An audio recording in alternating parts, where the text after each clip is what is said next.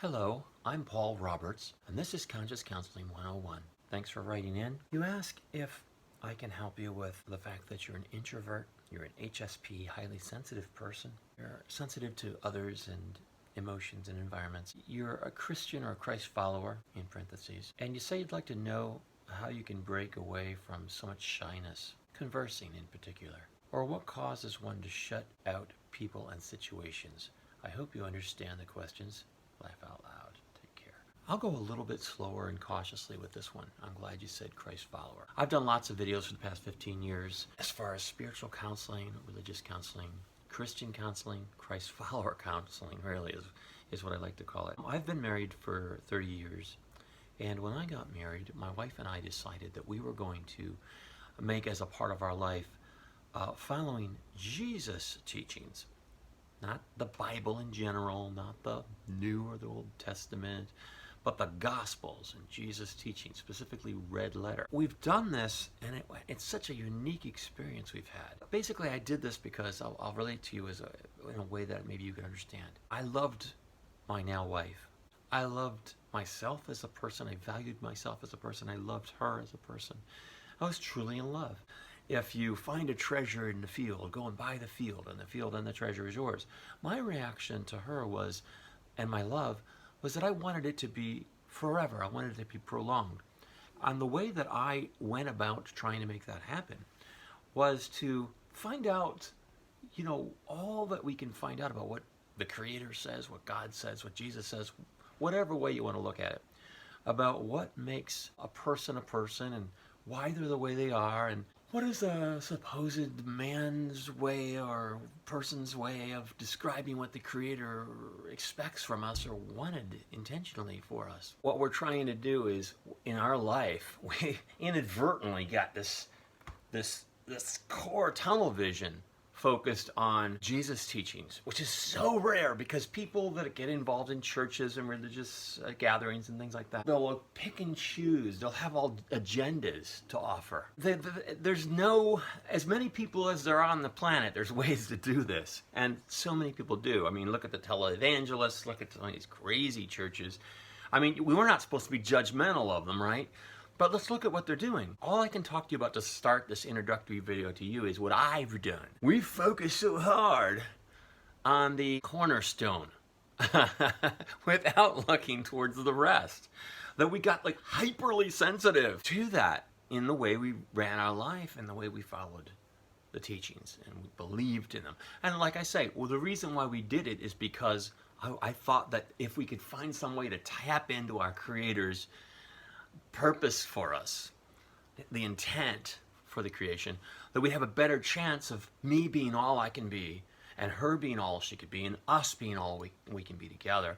And it was all an act of love. But that act of love spawned this huge thing for us where we focused so intently on this. And now, because of our beginnings, I've spent so much time starting to see a colorization of others outside of that scope of what we're looking at. And I've since looked at the entire context, read the Bible all the way through a number of times, understand why Jesus is what he is, why he's the cornerstone, what men are doing afterwards when they're included in the Bible, and even up till now, and what he came from, how that failed with Moses in the first 5 books and the Israelites in the desert, and then eventually to have their tent temple, and then finally their final temple with the holiest of holies and the law written down for them all. I've already spent too many minutes, but this is an introductory, and you know that I'm being genuine with you, and I'm here to talk to you. The reason I'm doing all this is because if you want to be not an introvert, I'm an introvert, by the way, but when I know someone, I'm not that way. Or when I have something to say, I'm not that way. Well, here's why I'm saying all this preface stuff for you. If you want to be socially adept, if you want to be not an introvert, if you want to be, I know what you want to be. A lot of people have asked me about these things. Overcome shyness and just be more feeling that what you have is valuable and you're compelled by it. A lot of Christians, a lot of those types of people get pushed down by people. I'm going to try to give you this. Believe me, I'm trying to get to your point. Because man wants to serve man's agendas and not God's. what happens is people don't go directly to Jesus and the Word. People don't study and have enough belief that God will shine down with the Holy Spirit and Jesus' teachings and show you. So many people are followers and more hesitant and shy in their religious foundations, not just in their mentalities, but their religious trust. That they'll go and they'll follow the preordained setup of what a church is and how the leaders have it and how we're to pay and finance it and how we're supposed to be part of the flock, and this is the pattern that's been established, and we buy into that. But when we buy into those things and we don't know anything else, well, if you're already predisposed to be a follower, if you're already that kind of a way in your life where you're sensitive and you're an introvert and you're reticent and into yourself and your thoughts. And I know that some of the tendencies of these types of people are to be sensitive or to learn in a different way. Well, one of the ways you can try to learn is a way that doesn't require a dominance of man or preconceived notions of how things should be prior to you getting there. And even if you're already there, I would ask that you consider washing that away, pushing that off, and finding a central focus to where you go right to the Word, right to the truth, and you find what the meanings are without anybody giving you their slant on it. Even me. So I'm just showing you what I've been through and what I've done. And what'll happen, and now we're getting to where it's about you. What'll happen is amazing things will come to your consciousness that is very uncommon. When you come to this great understanding of a wisdom and you realize how the broad road is paved towards destruction, and if you want to be on a narrow road that very few will find, that's heading towards salvation or the light or consciousness, I call this Conscious Counseling 101, you're going to find that you're very alone and feeling vulnerable and questioning. And it's difficult to get from where this is vulnerable and questioning feeling for you to where there's an assuredness, because I talk about how I don't know anything. And I am not certain. Well, many people in the church, they're certain, or they're so convicted of what it is that because they need it, they've got to have it. If they don't have it, well, then they're missing something, and then they're throwing their arms up. What do I do? What do I do? And I don't have the assuredness of salvation that I need and things like that because I didn't follow the regimented steps put in place by the churches and man and things like that. And it's harder for a person to just go to the Word. It shouldn't be, but it is because of man's intervention. To just go to the Word and see what God wants. Make your life about that. It's hard. You're already an introvert. You're already shy. But you can find a conviction that gets you past that. But even though you have it and you feel good about things and you'd like to tell it and shout it from the mountaintops, nobody else wants to hear it. And most people don't even recognize it. I'm telling you what I know to be the truth as far as my I don't know teaching. And that is that there is no knowing. But you find that you know nobody else knows, and so therefore that's the only thing you can know. That you can have more assuredness because you know that everybody else, even though they seem learned and they seem like they got it all together, they also must surely not know. It's logical. So with that can come the inner self-esteem that you would need to have some of the basic components of what you're asking for. It's the strangest place, right? You think, oh no, I just have to learn how to carry myself better. I just need to learn how to be more well-spoken. I have to have a better vocabulary, or come across confidently, or be beautiful, or have all the eyes come towards me and say something profound, and everybody drops what they're thinking about it, and whoa, listen to what she just said. No, that's not how it happens. In a movie, maybe it is. But in reality, no. Because when you come to a place where you've got confidence, and you feel strongly about things, one of the first things you do is you're saddened. You feel sometimes like so alone that you feel like you would weep, that you can't even reach out and find another person that can lob onto what I'm talking about here. The large populaces, remember, if you're familiar with the word, the few will find the way, the path that is straight, that enters through the narrow gate, and very few will find it.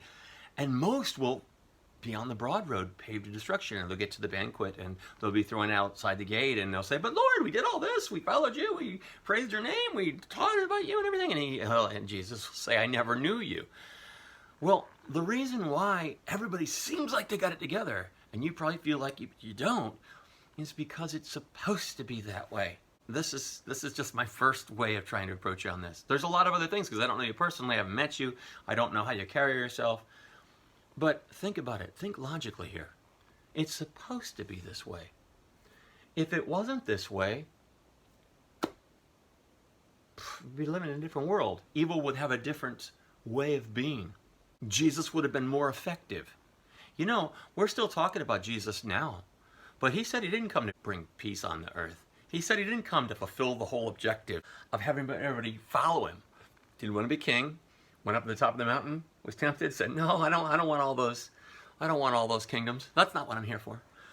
I came for the keys, to give them to people that are worthy, that would want to seek and find and follow me. And through me going to the Father, they'll have what they need and to be saved. Well, when you can come to the point where you don't go to anybody else to tell you this, I have to do it here, don't I? But don't listen to me. Come to see it yourself. When you get to that point, you'll find a strength and inner peace that will, I would suggest to you, there's a lot of ways to get past your shyness, but this is the most profound and universally perfect way for you to get past your shyness. To know that what you have from within wells up inside of you like a fountain of living water. And it's very difficult then for anyone else to come and beat you down, because you know they don't know. You know that you don't know. You know that what you have is unfaith, but it makes more logical sense. And it's more in keeping with what Jesus wants us to see in his word. All of a sudden, their weights on your shoulders just don't seem to have that burden for you any longer. You may feel alone because you can't find many others that can talk to you in this vein like I am now. And that may cause you a myriad of symptoms of feeling like you're incomplete or pushing you down still, but in a different way. But you can work through this with someone like myself who's been there and done this and talked to others in this way through conscious counseling. To counsel yourself and your consciousness. To be aware of these things, to be heightened conscious, to be aware of all these things that I'm talking about now, and where that takes you on your road is going to be different than mine. But these are some of the keys that I have discovered and use in my life, and I find that even if people talk about Jesus, talk about churches all the time, but it's not done this way. It's done some other way. And I say it's supposed to be done that other way, and that's what makes it wrong. I can help you with how you perceive yourself and how you learn and relate to others. And I'll be glad to. But just like your words here, describe briefly where you're coming from and your unique qualities. My words here in this introductory video have to describe who I am and where I'm coming from and my unique qualities. And then we can then talk and say, well, how close was I on a few things? How much did you hear and understand? And what's the next steps?